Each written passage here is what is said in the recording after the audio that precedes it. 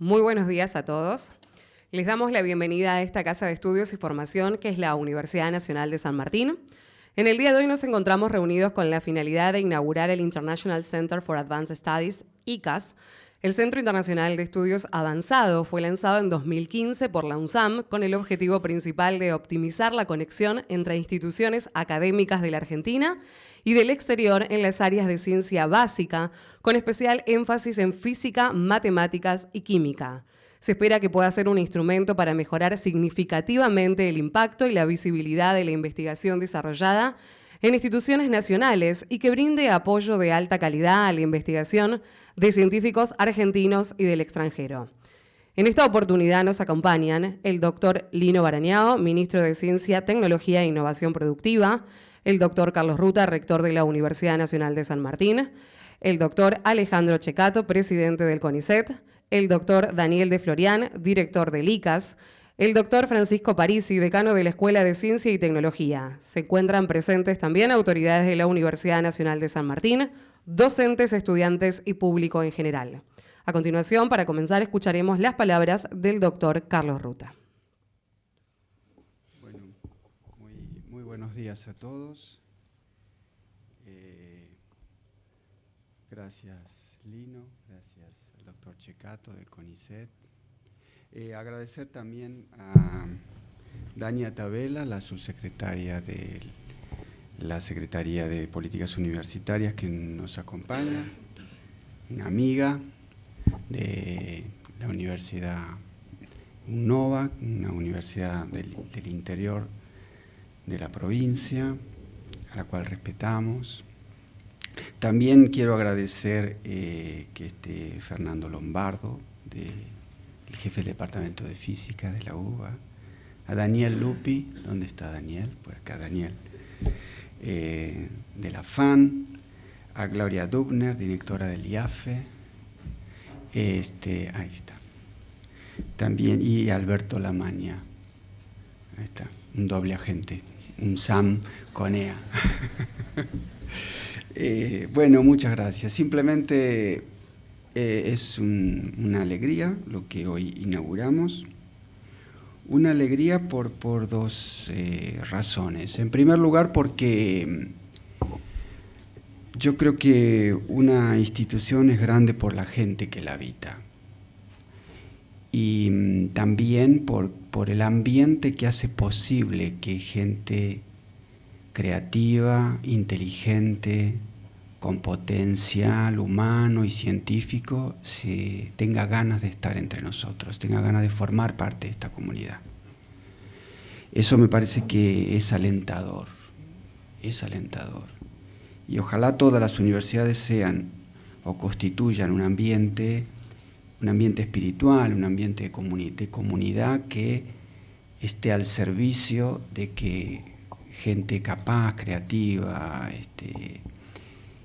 investigadores de talla, se vengan a las universidades, a esta universidad y al resto de las universidades. Hoy recién hablábamos con el ministro y con el presidente del CONICET, las dificultades que hay en la Argentina para que la gente se mueva de lugar y los investigadores y profesores se atrevan a irse a otras universidades, ¿no? Yo no soy de capital, soy del interior y he vivido en el interior y es un problema para las universidades de poder tener las condiciones y poder desafiar a que investigadores se muden a otros lugares del país, para ser más federal, digamos, la producción científica.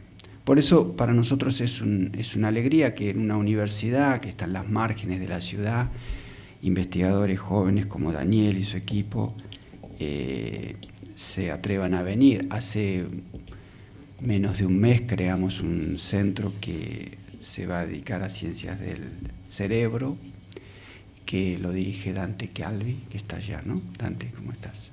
Que también se atrevió a venirse a una universidad como esta. Siempre es una aventura, ¿no? Es una aventura y la universidad tiene que estar dispuesta a empoderar a la gente para que pueda hacer su trayectoria vital. Y eso me parece que hay que celebrarlo. Y hay que celebrar también que podamos tener en nuestras universidades una orientación, un rumbo, para que la nave pueda acompañar al país en su tránsito, ¿no? Y para eso la universidad necesita tener muy conscientemente claro cuáles son sus objetivos, cuál es su función en la sociedad, cuál es su rol, lo que debe hacer.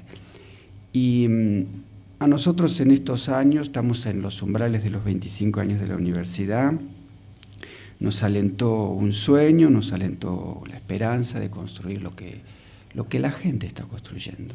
Las autoridades estamos de paso, finalmente somos parte del claustro, y ese sueño de construir una universidad que sea una universidad de investigación, que sea una universidad donde haya un cuerpo docente que esté preocupado por que sus estudiantes aprendan, les vaya bien, progresen.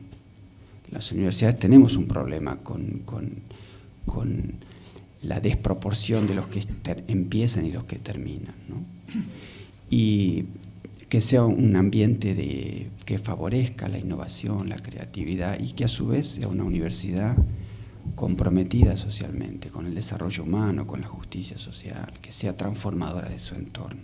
Entonces, un sueño y una esperanza. Y yo lo quería, para terminar, leer unas palabras que cita Seamus Heaney, el poeta irlandés, premio Nobel de Literatura, ya fallecido hace unos años. Y él hablaba él en realidad, sí, en unas conferencias que dio en Oxford, él cita a un autor checo, diciendo acerca de la esperanza, ¿no? Porque me parece que esto es muy importante para que la universidad sea para la sociedad no solamente un signo de esperanza, sino alguien que sostiene una esperanza para la sociedad, ¿no? La esperanza es un estado mental, no un estado del mundo. O tenemos esperanza en nuestro interior o no la tenemos. Es una dimensión del alma y no depende esencialmente de una observación determinada del mundo o de una valoración de la situación. Es una orientación del espíritu, una orientación del corazón. Trasciende el mundo que se experimenta de manera directa y se encuentra anclada en algún lugar más allá del horizonte del mundo. No creo que se pueda afirmar que se trata de un mero derivado de algo que hay aquí, de algún movimiento o de algún signo favorable del mundo. Siento que sus raíces más profundas se encuentran más allá de lo que vivimos. Y quien hablaba no era religioso, era ateo. Al igual que las raíces de la responsabilidad humana, no es la convicción de que las cosas saldrán bien, la esperanza, no es la convicción de que las cosas saldrán bien, sino la certidumbre de que algo tiene sentido, sin importar el resultado. Quien escribió esto fue un gran dramaturgo checo, que fue 3 veces elegido presidente de la República, disidente, encarcelado, perseguido, prohibido, sus obras no se podían publicar. Así que escribió esto en una conferencia, en unas entrevistas al final de su vida. Tenía detrás una experiencia humana que hace que tenga sentido esto que dice, ¿no? Y yo creo que para nosotros es muy importante sabernos que, entre otras cosas, porque nos dedicamos al cultivo de la inteligencia, saber que la universidad, como cualquier centro de investigación, es para la sociedad también un signo de esperanza, es una señal de esperanza, es un testimonio de esperanza. Y saber que esa esperanza es sobre todo la certidumbre de que algo tiene sentido y sobre todo que lo que hacemos tiene sentido. Muchas gracias. Agradecemos las palabras del doctor Carlos Ruta. Sí, buenos días. Yo solamente retomar un poco los conceptos que decía recién Carlos respecto de cómo vemos la universidad. A mí me gusta decir, recién lo comentaba con Dania antes de empezar, que la universidad está condenada por el territorio, donde la palabra condena parece que es una palabra no buena, Sin embargo, creo que en el caso de la universidad, y si sabemos interpretar lo que esa condena nos impone, es una enorme ventaja comparativa. O sea, la universidad está en un territorio probablemente con la más alta densidad de instituciones científicas y tecnológicas y la más alta densidad de científicos y tecnólogos. Estamos en lo que se llama el Polo Tecnológico Constituyentes, CONEA, INTI, CITEDEF, CEGEMAR, UNSAM, y además estamos en un territorio con profundas complicaciones sociales, profundas tensiones en lo social. Y la universidad está inserta en eso y eso tiene que ser su punto de partida para concebirse a sí misma. Digo, no alcanza con que seamos productores de conocimiento si no logramos que ese conocimiento llegue a la sociedad a la cual pertenecemos.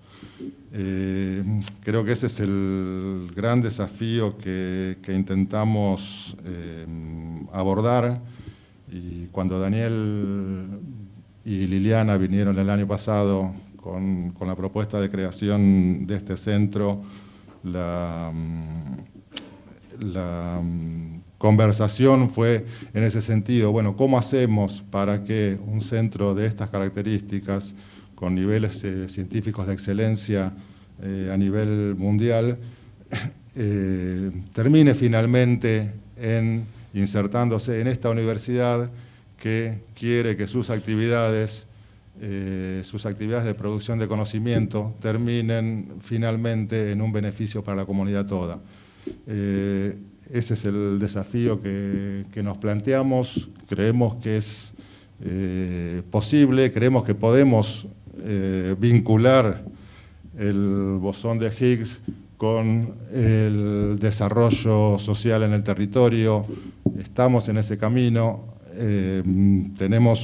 Estamos construyendo, por ejemplo, un centro de imágenes médicas en la cual va a haber científicos trabajando probablemente buena parte de su tiempo en temas asociados a las neurociencias y a la ciencia del cerebro. Como dijo Carlos, tenemos un centro nuevo en esa dirección, pero también vamos a estar atendiendo a la gente del territorio, de la zona, de la provincia. O sea, ese es un centro que condensa de alguna manera el imaginario de la sociedad. Entonces yo simplemente agradecerle tanto a Daniel como a Liliana que nos hayan traído esta propuesta que nos enriquece, y nos va a permitir en el futuro seguir con este camino de integración entre todos los niveles de producción de conocimiento y de su transferencia. Muchas gracias. Agradecemos las palabras del doctor Francisco Parisi. A continuación escucharemos al doctor Daniel de Florian. Buenos días. Siempre pensé que un discurso de este tipo tenía que empezar algo así como: se encuentran 5 físicos en un comedor universitario, un alemán, un iraní, un japonés, una brasilera y un argentino. Y entonces el chiste seguiría con algo así como que el alemán dice algo ingenioso y finalmente el argentino responde con la frase más ingeniosa de todas. Pero resulta que no es un chiste, es una situación que me ocurrió hace poco más de 2 semanas en una institución de Río de Janeiro, en una universidad, en la PUCI, y salvo el argentino, que era yo, el resto eran todos profesores de esa universidad, la mayoría que habían sido contratados en los últimos 2 años, aprovechando que hay una crisis en los países centrales, que es difícil conseguir trabajo en algunos lugares, y haciendo llamados internacionales para convocar a esta gente para trabajar allí. Y por supuesto que la mayoría de los colegas que están acá lo han experimentado en muchas situaciones, pero es algo que no se observa normalmente en las instituciones argentinas. Si uno va a un comedor universitario en una institución argentina, tal vez escuche hablar cordobés, que probablemente es lo más lejano que se puede encontrar al porteño. Pero, sin embargo, es una situación un poco extraña, porque Argentina tiene científicos de primer nivel internacional que compiten codo a codo con colegas de los países centrales en muchas áreas, en particular en ciencias básicas, que son las que involucran al ICAS. Y sin embargo, todavía hay una marcada tendencia a la endogamia cuando llega el momento de contratar gente y de formar grupos de trabajo, que tiene cuestiones históricas, salariales y muchas otras que no tiene sentido discutir aquí. En base de esto y de notar que hay un flujo, en general, de hecho, cuando uno piensa en la gente que sale y entra al país, de científicos, en general hay un flujo que es bastante asimétrico, hay muchos más argentinos que van al exterior de los que vienen aquí, y por discusiones con un montón de colegas y con funcionarios, es que se nos ocurrió la idea de tratar de crear un instrumento que permita ayudar a sobreponer este problema, tratar de generar las condiciones para lograr que la internacionalización de la ciencia sea más factible para todos los colegas, no solo para nosotros, sino para toda la comunidad. Y así fue que, en base a muchas discusiones y charlar con mucha gente, es que surgió la idea del ICAS. Para darles una idea más o menos básica, el ICAS tiene 3 patas fundamentales, si quieren. Una es la parte académica, que se inserta directamente en el trabajo de la Universidad de San Martín, que tiene mucha experiencia ya en realizar cursos internacionales. Y nuestra idea ahí es poder proponer programas modernos, con estándares internacionales, que permitan que ese flujo, no solo de docentes, sino también de estudiantes, sea posible de una manera muy, muy sencilla y mucho más fluida en las áreas de ciencias básicas. En segundo lugar es el tema de la investigación. Hoy día hay en el ICAS ya un grupo de física de partículas elementales, uno de materia condensada, pero la idea es que ampliar la base en temas de ciencia básica como física, matemática y química. Y ahí también, en temas de ser internacional, nos autoimponemos una restricción extra, que para contratar a la gente, además de pasar por todos los concursos que tienen que pasar en la universidad, por supuesto, va a haber un comité de búsqueda que está integrado por los miembros del comité internacional, algunos aquí, gente muy prestigiosa en el exterior, que son los que se van a asegurar de que esa búsqueda sea internacional, que podamos a largo plazo tener científicos extranjeros, además de argentinos, por supuesto, formando parte del plantel del ICAS. Y por último, probablemente el que más le interesa a los que están aquí y al resto de la comunidad, es tratar de brindar un servicio a la comunidad. Ese servicio es el que va a permitir que colegas del país, e incluso extranjeros si están interesados, puedan organizar conferencias, workshops, escuelas, traer visitantes, que esos visitantes puedan también luego ir hacia otras instituciones de la Argentina, de tal manera que sea mucho más sencillo. Aquí veo la cara de un montón de colegas que durante los últimos años, por supuesto, se han hecho una gran cantidad de esfuerzos en este sentido. Aquí hay varios responsables de que la ciencia en la Argentina haya tenido un impulso muy grande durante la última década. Y ha habido un gran esfuerzo también por esta idea de internacionalizar los contactos de parte de las autoridades, instituciones académicas, científicas, y sobre todo veo la cara aquí de muchos colegas que han hecho muchos esfuerzos personales y que saben lo que cuesta organizar una conferencia en general en condiciones normales o traer un visitante.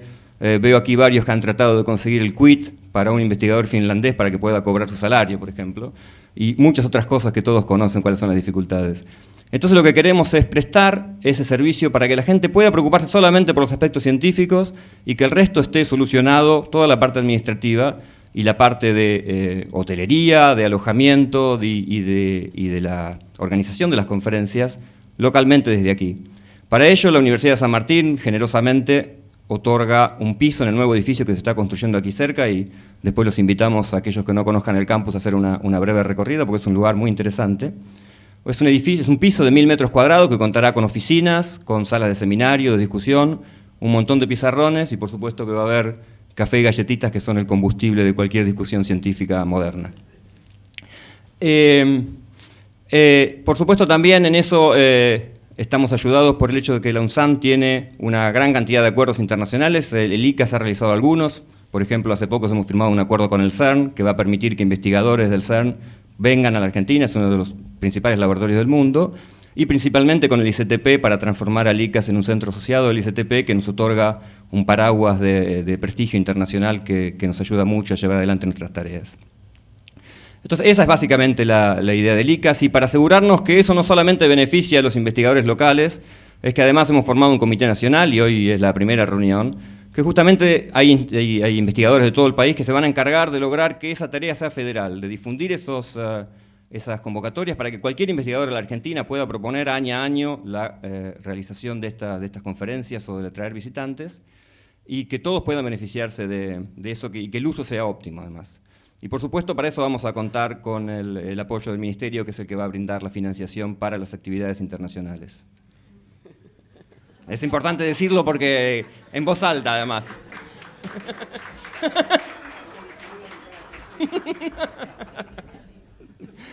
Sabemos qué ministerio, ¿no? ¿De qué ministerio? Claro. Entonces, claro. Para terminar, porque en realidad esta ceremonia es más que nada no es para anunciarlo, sino para agradecer, queremos agradecer a toda la gente que hizo posible que el ICAS exista. No puedo nombrar a todos, entonces voy a aprovechar a nombrar a aquellos que están aquí en esta mesa, que no están aquí por casualidad, de hecho. En primer lugar, a la comunidad de la UNSAM. Francisco Parisi, como él dijo, fue el primero que nos recibió, y por ahí está Ana María Lois también, que participó bastante y fue una especie de madrina del ICAS en sus comienzos. Francisco nos recibió con mucho entusiasmo. Al poco tiempo nos estaba mostrando planos de lugares donde podíamos instalarnos y sentarnos para empezar a trabajar. Pero los planos eran de verdad. Mostrar planos es fácil.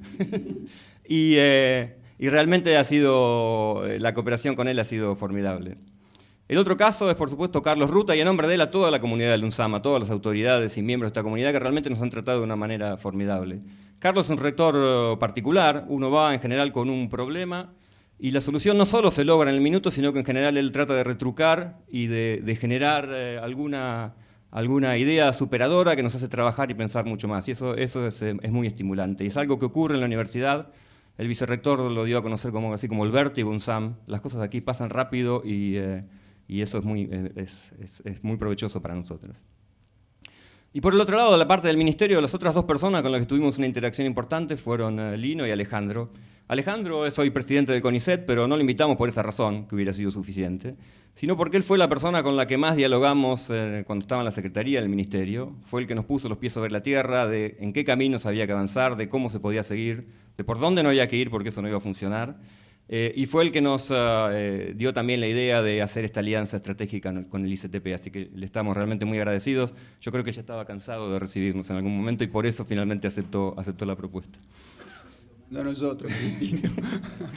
Y por último a Lino, que fue el primero al que le mandamos el proyecto. Se lo mandamos un domingo a la tarde, recuerdo, después de un partido de San Lorenzo, y poco tiempo después ya había contestado el mail diciendo que le interesaba mucho la idea. Creo que de hecho usó algunas de esas ideas después para otros proyectos que también son muy interesantes de parte del Ministerio, y también con ideas superadoras, y siempre nos apoyó. Y estoy hablando de Lino, el anterior ministro de Ciencia, no el actual, que como sabemos son dos personas distintas. Uno es el bueno, otro es el malo, y cada uno decidirá cuál es cuál.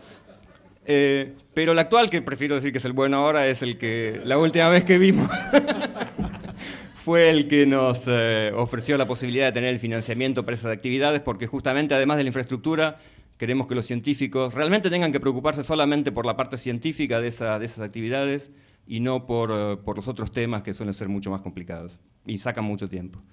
Bueno, y finalmente quiero agradecer a todos los miembros del ICAS y en particular a Liliana Rechea, que es la directora adjunta, con quien hemos llevado adelante esto codo a codo, y sin su apoyo y su trabajo conjunto hubiera sido imposible de realizarlo. Así que muchas gracias a todos.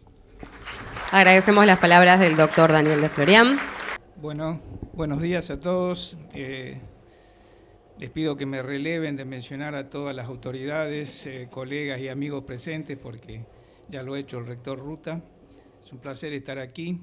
De las palabras de Daniel me queda solamente un interrogante. No sé muy bien si todo su discurso ha sido una fervorosa defensa de la internacionalización de la ciencia en Argentina, que compartimos, por supuesto, y de las implicancias que tiene para el ICAS o para esa internacionalización la presencia del ICAS, o fue todo un alambicado discurso para decir que él, como argentino que estaba en la PUCI con otros 5, fue el que dijo la frase más inteligente.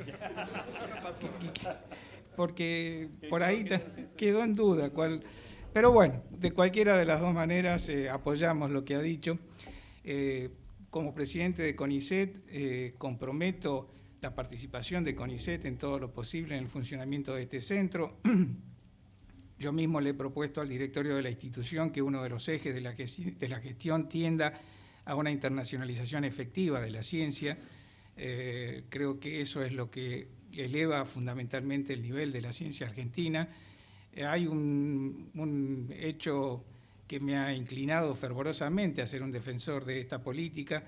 Como secretario de articulación he tenido oportunidad de charlar con Elsevier, la editorial más importante de la biblioteca electrónica que estaba a mi cargo en el ministerio, y ellos nos presentaron un estudio hecho sobre el Reino Unido del grado de internacionalización y del estado de la situación de la ciencia y la tecnología en Reino Unido. donde se mostraba claramente que si científicos ingleses trabajaban con científicos del continente, alemanes, franceses, el impacto de ese trabajo era el doble o el triple que de grupos ingleses trabajando aisladamente sin contacto con el resto del continente.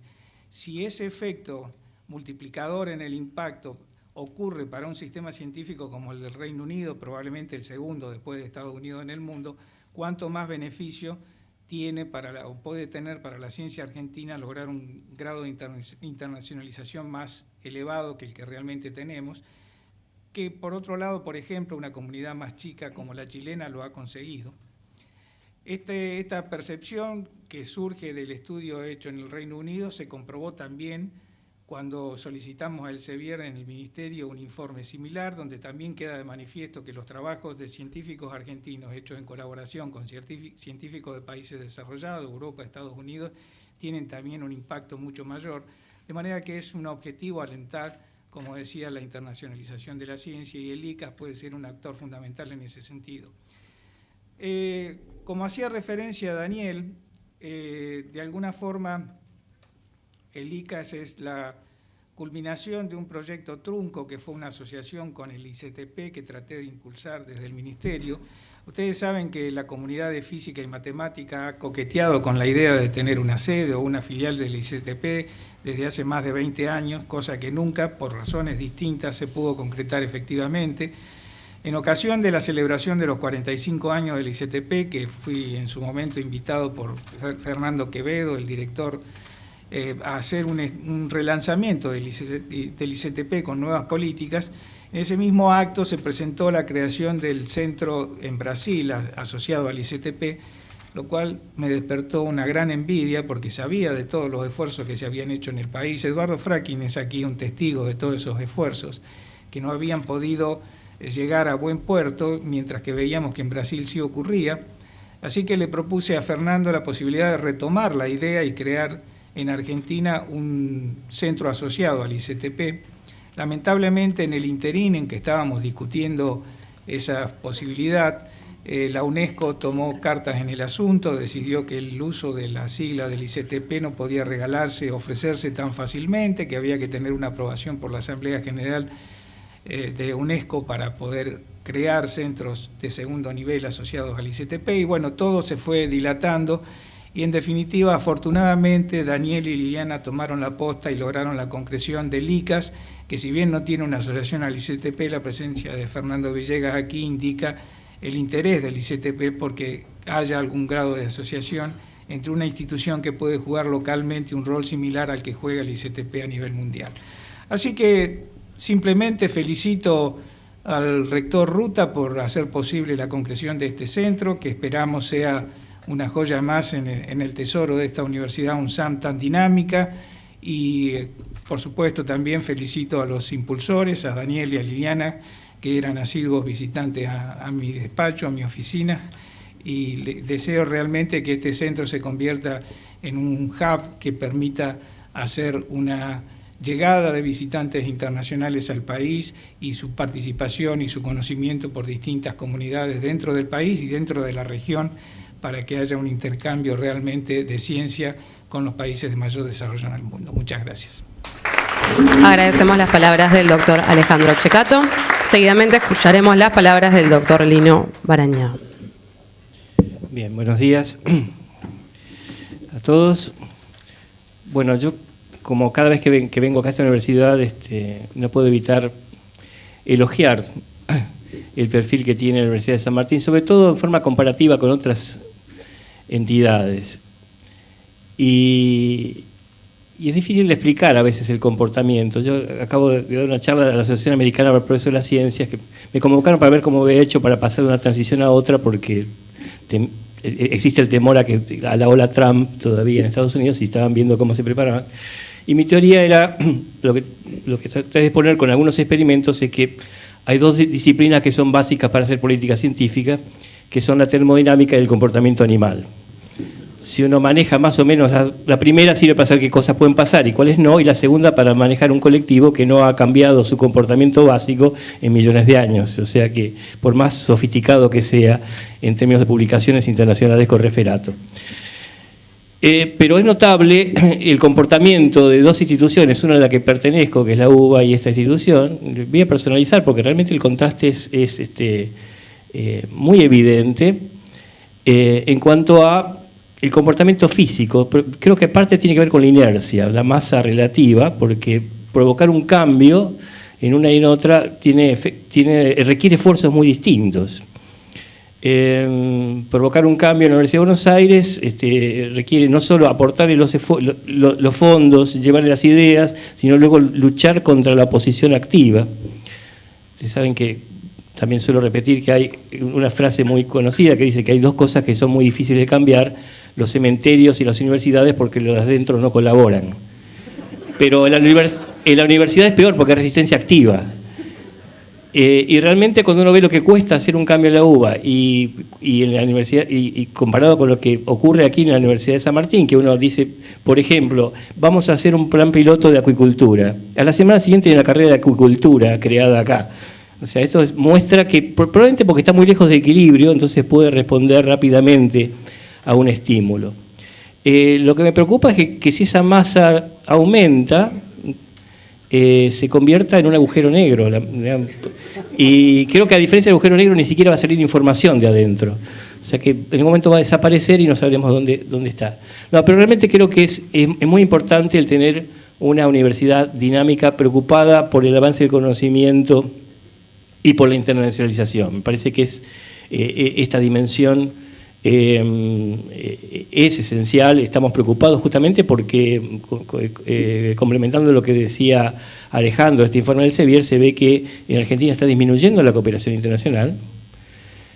En parte esto creemos que se debe a que los becarios o los postdoc no están saliendo al exterior, están muy cómodos, y eso produce una endogamia importante. De hecho, el número de investigadores por trabajo está aumentando mucho porque se quedan en el mismo grupo, y esto afecta a nuestras estadísticas. Realmente estamos viendo de qué manera reincentivamos esta conducta de salida al exterior, que es esencial para renovar las disciplinas y establecer contactos que luego perduran en el tiempo. No quiero dejar pasar la acusación de plagio que me acaba de hacer Daniel respecto de la idea de internacionalizar la ciencia. Yo tengo experimentos publicados, o sea, los institutos internacionales de innovación interdisciplinaria, los I4 que están en el polo, antedatan notablemente esta idea, y el Centro Latinoamericano de Formación Interdisciplinaria es contemporáneo, pero había sido presentado en la CAF bastante antes, de aquel partido de fútbol de San Lorenzo. Pero digo, a lo que cuenta es que no es de extrañar que me haya agradado esta idea, porque es algo que reconocemos como esencial. El hecho de crear ámbitos donde vengan investigadores del exterior y realicen estadías, es una carencia, digamos, y lo veníamos discutiendo, bueno, con Daniel y con Teresa, que está por allá en el auditorio, que algo que faltaba en Argentina era un lugar donde un investigador pudiera pasar un tiempo, un sabático o lo que fuera, y tomar contacto con realidad, más allá de un curso que necesariamente es acotado en el tiempo. Y ahora, bueno, por lo menos en Exacta estamos tratando de crear un lugar donde haya espacio libre. No sabemos si físicamente es posible, porque ustedes saben que los investigadores tienen mayor horror al vacío que la propia naturaleza. O sea que si hay un espacio vacío es inmediatamente ocupado. Además, hay un experimento pensado que dice que si uno tiene un compartimento dividido por un tabique, uno con vacío absoluto y otro con investigadores, y uno saca el tabique, los investigadores migran tan rápido que se mueren asfixiados porque difunden antes que el oxígeno. Pero claramente es necesario mantener ese espacio, porque de lo contrario vamos a caer en una afección también propia de las grandes instituciones, que es la onfalonesis, que es un término griego que define la actitud compulsiva de mirarse el ombligo. O sea que ya los filósofos griegos habían detectado que sus academias estaban padeciendo de esta afección, que es equivalente a la artrosis en las personas. Luego una reflexión sobre un instituto de estudios avanzados. Si uno dice estudios avanzados, ¿con qué compara? ¿Quiere decir que el resto está atrasado? Yo creo que en realidad no, es que implica que si hay una gaussiana, uno se está refiriendo a la cola que va más adelante y que se arriesga más. La avanzada en una confrontación bélica es aquellos que se aventuran en territorio, puede ser enemigo o al menos incierto. Y esto es importante porque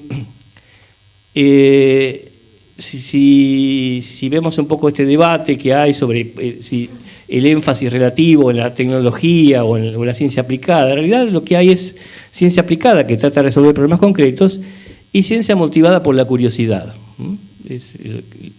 Que no es un término que disminuya el valor de esto, al contrario, los grandes avances de la ciencia han sido motivados por la curiosidad. De hecho, Isaac Asimov decía que los momentos importantes de la ciencia no eran los eureka, sino los how funny, ¿no? Qué curioso. Y lo preocupante es que si uno ve las temáticas de los proyectos de investigación, hay muy pocos hechos curiosos que se estén investigando. Muchos estudios tienen como título caracterización de posibles factores, lo que implica que no hay tal vez ningún hecho llamativo detrás, sino que uno en realidad está apostando a una de un set reducido de preguntas ya preconcebidas. No hay nada que sorprenda en todo esto. Y hay mucho énfasis en la ciencia incremental, lo cual tiene que ver con el comportamiento animal, la necesidad de supervivencia. Si uno no publica el paper anual, se cae de la carrera y pierde la posibilidad de mantener a la descendencia que lo determina justamente la adaptación. El éxito reproductivo depende de que uno pueda seguir siendo investigador del CONICET. Pero lo que tenemos que pensar es si tiene sentido que Argentina siga esa norma que es muy valiosa en los países desarrollados, o si podemos, no digo en todos los casos, pero hacer algunas apuestas a pleno. Porque si queremos figurar en el mapa de la ciencia universal, no lo vamos a hacer aumentando de 1,2 a 1,9 el número de papers por investigador argentino. Digamos, eso no vamos a ver al perímetro.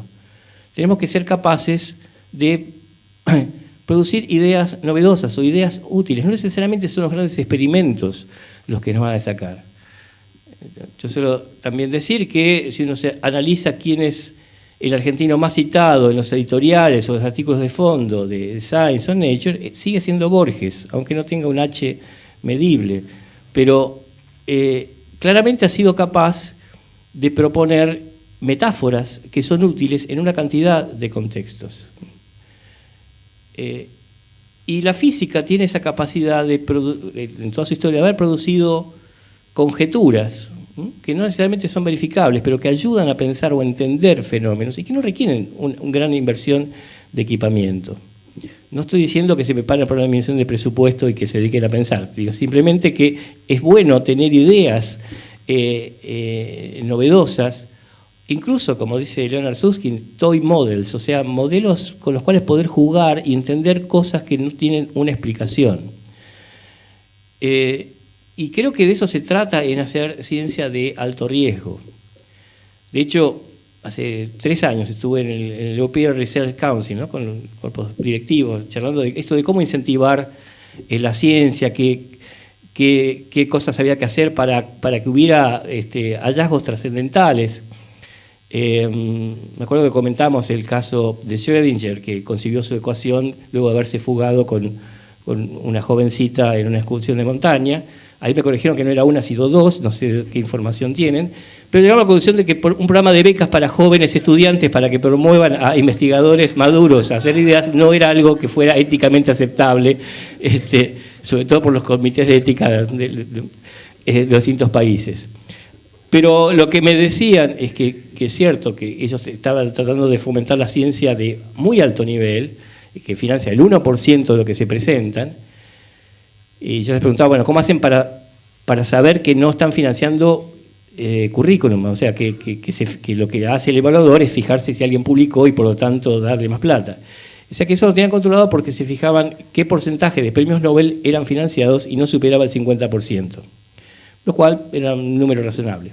Pero hay otra cosa que nos preocupa. Si lo que estamos financiando es ciencia de alto riesgo, ¿por qué es que todos nuestros proyectos son exitosos? Lo cual es una pregunta válida, digamos. Si nunca falla lo que uno dice, es que no se está arriesgando lo suficiente, ¿no?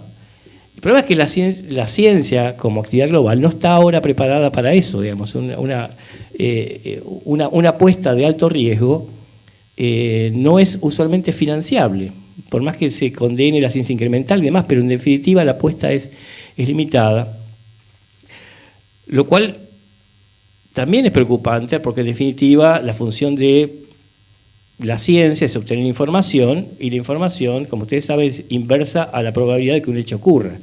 Cuanto más probable es que ocurra lo que hipotetizamos, menos información en definitiva estamos dando. A lo que voy es que, digamos, sería interesante ver si podemos especular sobre la posibilidad de que algo equivalente a lo que ocurrió en la conferencia Solvay de 1927 respecto del cambio de la física ocurra en Latinoamérica. Después Daniel dirá qué investigadores latinoamericanos y brillantes tenemos que conseguir, digamos, evidentemente. Pero creo que esto de que el argentino aporta a veces la respuesta ingeniosa tiene algo de realidad. De hecho, hay investigadores, un investigador alemán que viene periódicamente a Max Planck, que dice que él apuesta que en Latinoamérica se va a producir la próxima revolución por la capacidad creativa que tienen los jóvenes de esta región, que comparados con los jóvenes alemanes o europeos en general, que están mucho más aplacados en su aspiración de producir cambios trascendentales. Yo creo que esto es una apuesta necesaria en la ciencia de Argentina y de la región. Creo que estamos en condiciones de hacerla, tenemos masa crítica, y el compromiso que tenemos es que no solo de apoyar esto como un centro y todas las actividades que han propuesto, sino que si surge alguna idea realmente novedosa, especulativa, estamos en condiciones de apoyarla. Es una apuesta que estamos dispuestos a hacer. Digamos, esto es lo que Jorge Sábato llamaba acciones deliberadas. Digamos, en algún momento uno tiene que decidir que algo hay que hacerlo y asumir la responsabilidad. Me parece que ese tipo de apuestas son necesarias, que podemos aportar a la ciencia universal a través de nuestra creatividad, nuestra originalidad. Y esto de que somos creativos no lo digo yo, tuve la oportunidad de conocer al famoso chef Ferran Adrià, a que traen para traer cursos de creatividad, y él decía justamente que si uno le pregunta a un español con qué asocia a Argentina, es creatividad. Entonces creo que tenemos que apostar a eso, digamos, y arriesgarnos. Y, digamos, esto implica cierto cambio cultural, porque tenemos una creciente aversión al riesgo, con la edad sobre todo. Pero desde el punto de vista institucional, yo creo que este tipo de ámbitos son necesarios y que el financiamiento para que lo que surja de esto realmente fructifique es algo que vamos a asumir como compromiso. Así que, bueno, felicitaciones por la iniciativa a todos los involucrados y esperemos ver los frutos de esta iniciativa pronto. Gracias. Agradecemos las palabras del señor ministro, doctor Lino Barani.